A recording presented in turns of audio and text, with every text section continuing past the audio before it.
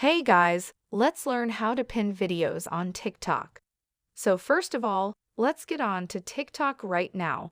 And we could actually choose to post some video first and then hit a number to our profile over here on our profile right here.